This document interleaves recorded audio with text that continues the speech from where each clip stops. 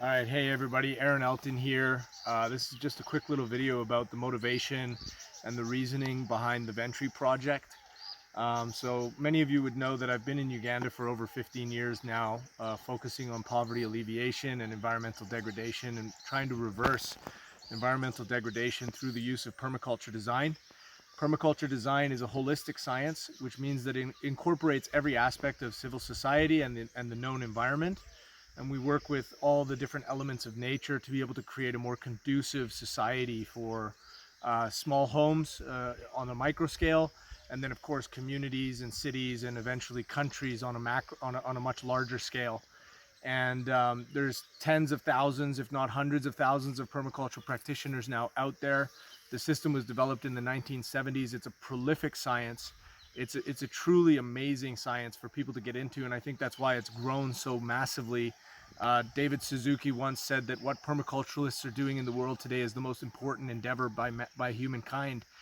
And one thing that's really critical to understand about permaculture, and why I'm starting this video by talking about permaculture, is that it's a holistic science, which means it incorporates every other form of science, every other technology, including finance, including water, including energy, including fibers, where we get our clothing from, how we dye our clothing, all the way down to the utensils that we're using in our homes and the energy, etc. It's a way for us to look at the world from the big picture and redesign our supply lines as a species so that the soils and the water and the air of the earth are kept for future generations to be able to continue to utilize them without degrading their bodies and without contracting degenerative diseases like cancer and so on. As you know, the global population is booming, so we're in a very unique time, my generation, where we're looking at all the different boundaries and barriers that classical business and classical industrial era systems are running up against. And we're now in that phase where we have to turn it around and start to do what people are coining and saying is sustainable industry, sustainable technologies. And an easier way to say it is just clean technology, clean energies. And that's been my mission since day one. When I first came to Uganda, I knew that I wanted to create something with my lifetime, something with my career that would genuinely leave a positive impact for not only myself during this lifetime, but also for the future generations, and hopefully spark some level of change that's measurable, that people can look at and say, hey, we can mimic that system. And so throughout the years, I've increased my knowledge on these sustainable systems. I've increased my knowledge on how the trees and the environment interact with society, and it's really powerful stuff. It's mind-blowing stuff, actually, when you start to understand the amount of energy and the amount of water and the amount of clean air which is produced by even just a single tree. It's a phenomenal thing. And so one of the key elements of being a permaculturalist is what we call observation. It's absolutely critical as a designer. Remember, it's a design science. So it's a science of how do we observe problems and how do we observe the living nature and the invisible forces that are around us to be able to create better designs. And it's this observation process that I've been going through over the last decade plus that has basically created Priceless Farms as you see it today. And it's now coming to create what we're calling Ventry, and also Ventry Life as a product distribution brand. And when I was developing all of these different ideas, obviously my primary objective is to create what we call a soil building society.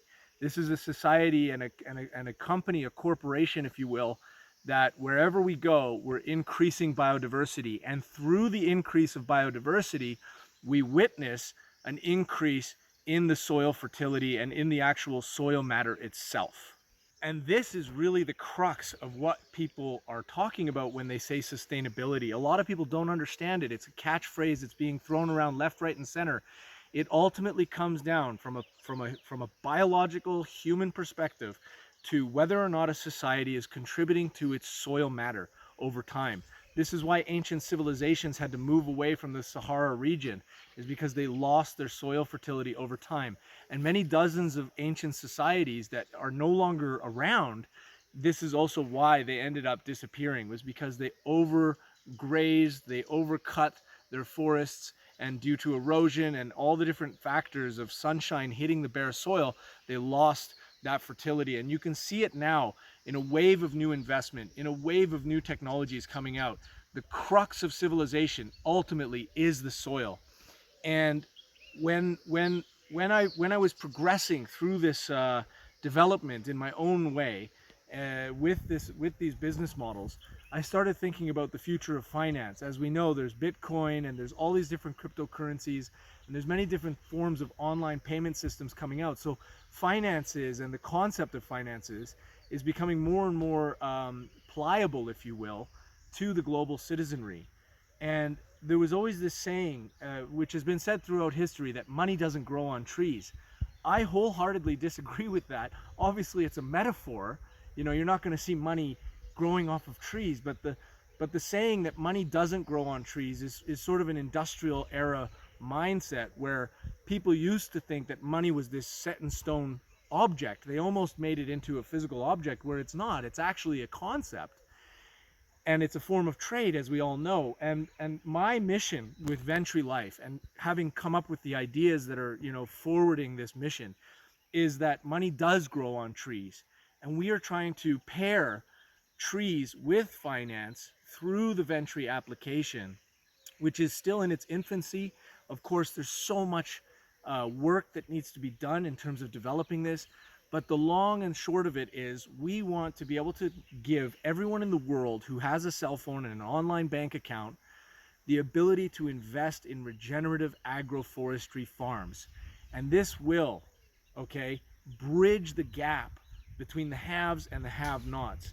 The interesting thing about our world today is that the cities where most of the wealth is accumulated are sucking the life out of the rural districts, particularly in African countries, where you see massive deforestation, as they're still dependent on trees for cooking, okay, for charcoal. Uganda, as a small example, has only 8% of its forest cover left, original forest cover. In 2005, they had 25, 24%. It's rapidly deforesting, and this means it's eroding and all this. So to reverse these negative trends and to bring soil back, we need to plant more forests, and we can't just plant single species forests. And this is a really critical thing that people must know. If you plant only one species of trees over a certain area, you're still creating a desert-like situation where the biodiversity is not there. And that's one of the key things that I want everybody to know about Ventry.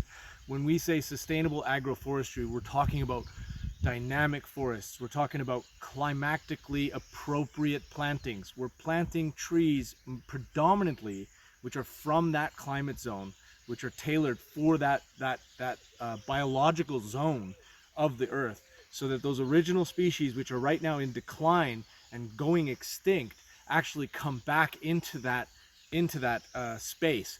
And we well know, the science is very, very hard in this regard, is that the soils have a much higher carbon capture potential. So this is fighting climate change, this is fighting joblessness, this is fighting food insecurity, this is fighting against the energy crisis in terms of people getting access. When you burn firewood from a farm that is actively regenerating maybe 5 times as much as it's using every year, you have a regenerative fuel source.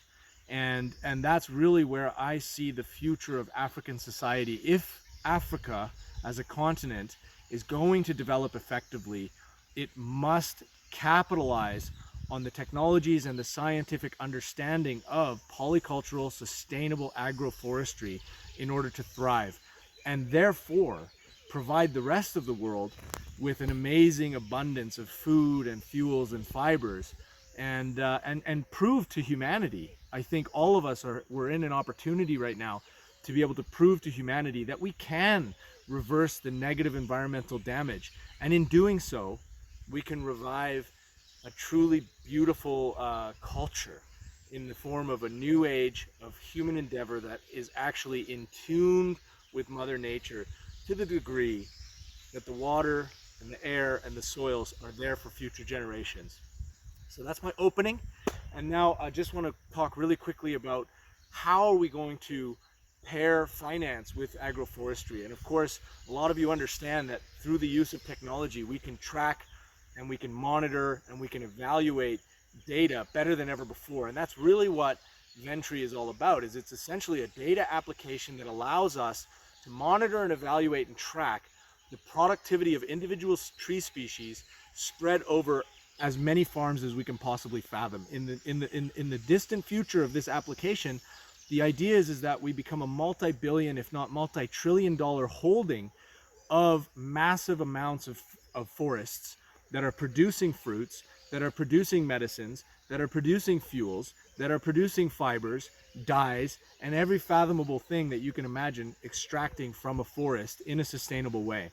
Okay, so the first example that we're using, this is something I do over the last 10 years, developing forests. I put seeds in my pocket. And so I just wanted to show you guys an example of my lifestyle. Most of the trees that are growing on Priceless Farms have been collected by myself over the years leading up to it, and even during the time that we're developing the farm, just by putting them in my breast pocket and bringing them to my nurseries. And so here I have 3 Moringa seeds, okay?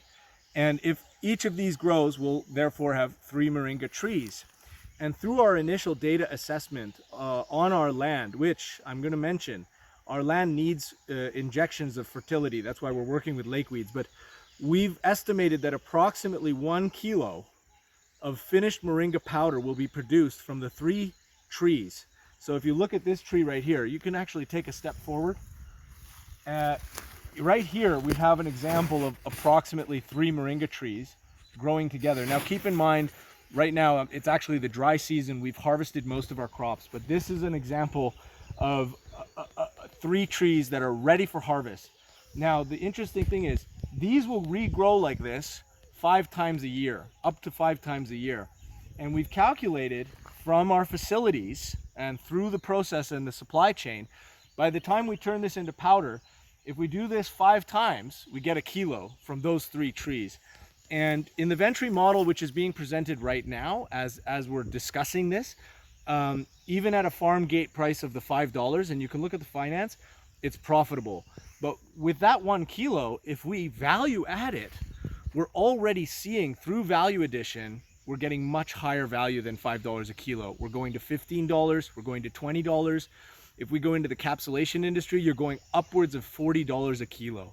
So the numbers that you're looking at, which are our baseline numbers, in order to show that there's a return on your investment for anybody getting involved, are based on this 3 tree making 1 kilo. And that's why we call it the trio.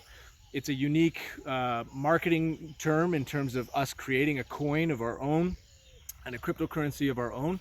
But it's a cryptocurrency that's directly related to physical, tangible outputs from our forests. And I think that will be sort of like one of the first times in human history where we see this cryptocurrency trend going directly into the forest and giving people a living commodity that their investment is tied to, which is growing and being tracked and monitored over time to give you healthy returns on your investment.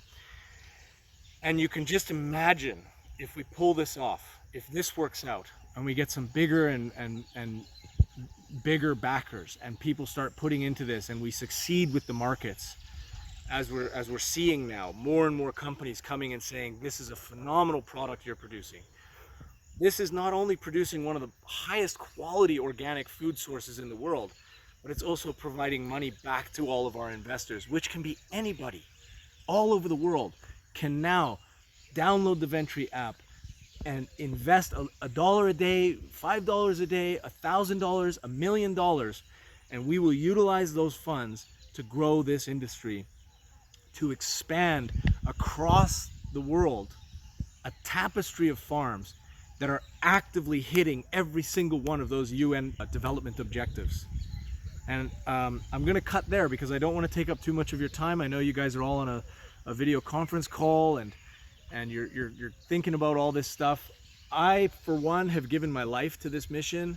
I'm extremely serious about what we're doing here.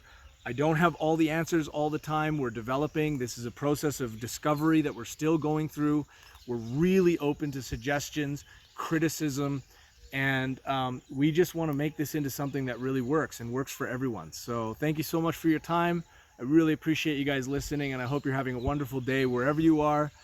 Stay safe, and come and visit Uganda as soon as you can, because it's absolutely beautiful, and we're really enjoying ourselves out here developing this project. And yeah, have a wonderful day. Thanks so much.